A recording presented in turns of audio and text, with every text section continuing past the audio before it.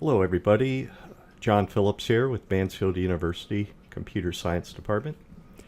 In a previous video I showed you how to set up a Windows developer workstation on the Amazon AWS cloud. And one problem with that is that if maybe you log out but you forget to shut down your instance, it continues to charge you as long as that instance is running. And we have a T2 medium instance that we used, so it's costing right under 5 cents an hour. Now if you use a more powerful instance like this C4X large, then you're paying oh wait, actually it's a little bit more because I need to click Windows. So for the medium, T2 medium, we're talking right under 7 cents an hour. And the C4 extra large, it's 38 cents an hour, plus any other storage fees. So what we'd like to do is have it automatically shut down. And so let me show you how to do that. So log into your AWS Management Console. We'll go under Compute to EC2. And then we'll go look at our instances and click on your Windows Dev server that you set up.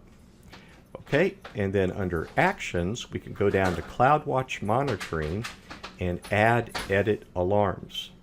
So after we click that, we can now create an alarm.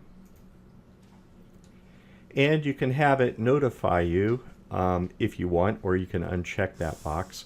The main thing to do is take the action box and tell it to stop this instance. So now we have to tell it when to stop the instance. So we could try average, or we could try maximum, one of these. And I'll try maximum of CPU utilization is less than or equal to, either one. And then you have to choose a percentage. Now, if you're on a more powerful instance, you might make this a number like 2%. We're on the medium instance, and so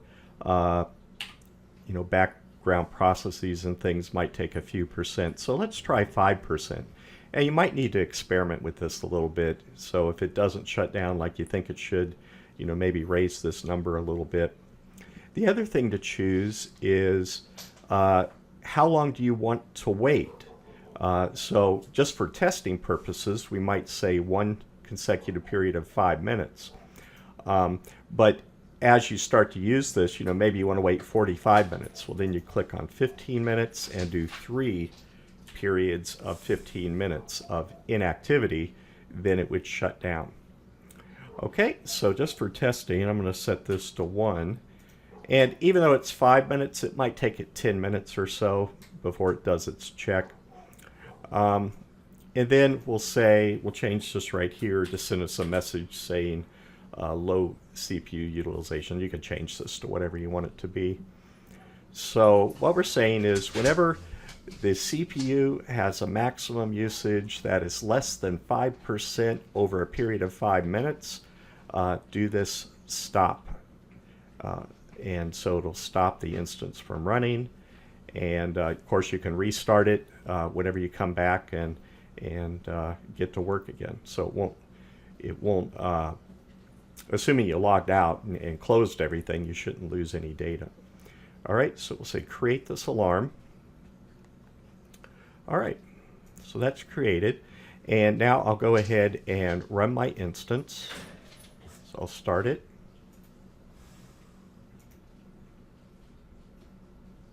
So you're still better off trying to remember, okay, I'm done using this workstation for now.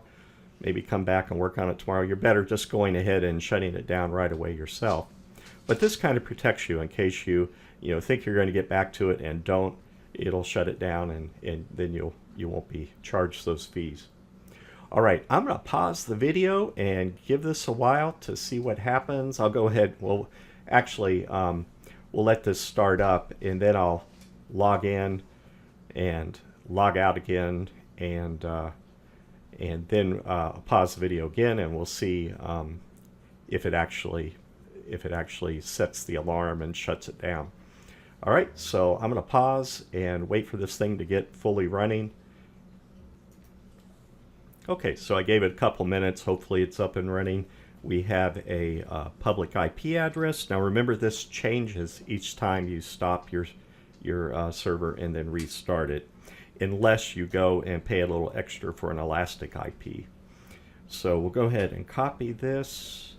Actually, I'm going to, yeah, let's see. I think I set the password the other day. I changed it. Okay, so I'll go ahead and copy that and launch remote desktop. A little shortcut for that, and paste in the new IP address and check this username. Needs to be administrator. Let me just save credentials. Okay.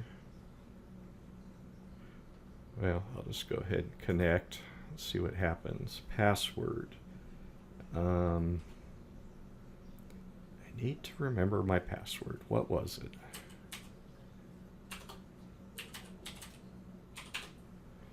See if this works. Yeah, so okay, we'll say don't ask again on this message, and yes. Okay, excellent. So the remote desktop session is up and running, and you can, do a few things on it if you want, let it get fully started. And then I'm just going to log out because, once again, I'm trying to test this auto shutdown. And so I'm going to go and just sign out.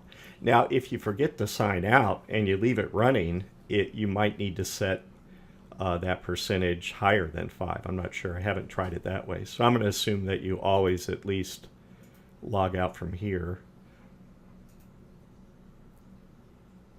But feel free to experiment with those settings. Okay, and so now, it's still running, but I'm logged out. And what I'm going to do now is pause this video and give it 5 or 10 minutes and see if the running state becomes stopped, because I'm not, currently logged in and using the server. All right, so let's test this. So I'm going to pause the video. Okay, and so here I went to EC2 dashboard and instances to refresh the screen.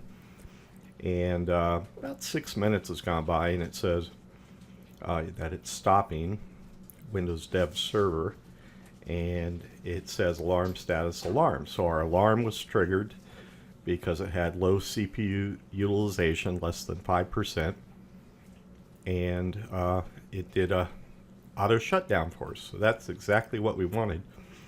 Now, if we launch this and get on it and start working, and find that it shuts down in the middle of us doing something, that would be bad.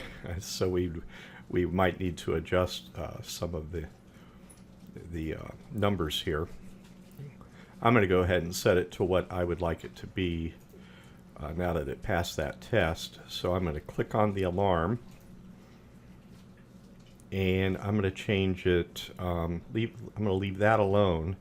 But I'm going to say for 3 consecutive 15-minute periods. So if it's idle for 45 minutes, then I want it to go ahead and shut down and stop this instance.